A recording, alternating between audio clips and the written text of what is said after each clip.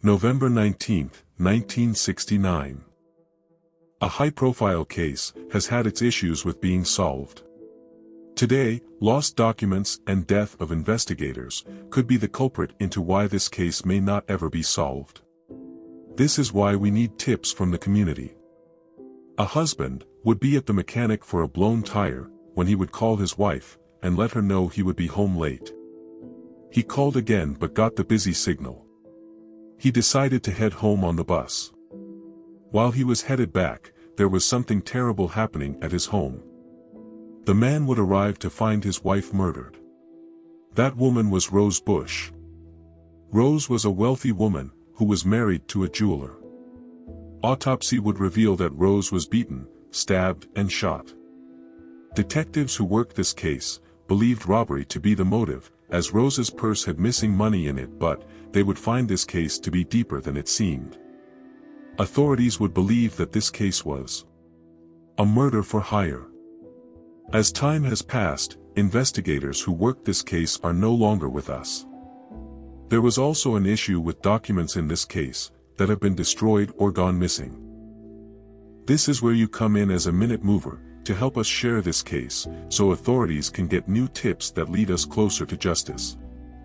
September 14, 1969.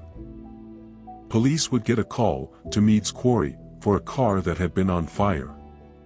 When detectives got to the scene, they would find two men inside the car. They were able to identify one of the men due to his car registration. That man was Hubert Johnson. Inside the vehicle was a watch that belonged to the other man and used to identify him. That man was Morel Marie 61. Autopsy would not be taken initially, but they would determine that one of the men died from a gunshot wound. The day before, the pair were seen at a bar, Buck's Tavern, located on Gay Street. The two would then head to the North Gay Cafe. Detectives are trying to gather a timeline of what happened in between the times their bodies were found at the quarry. December 17, 1979. A woman would be found deceased in her home.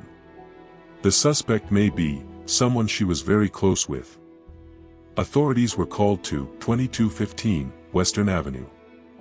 At the scene, they would find a woman deceased. She was strangled with a pair of stockings and extension cord. That woman was 66-year-old Emma Brewer. Authorities looked into who could have done this to Emma and came up with one suspect: the handyman.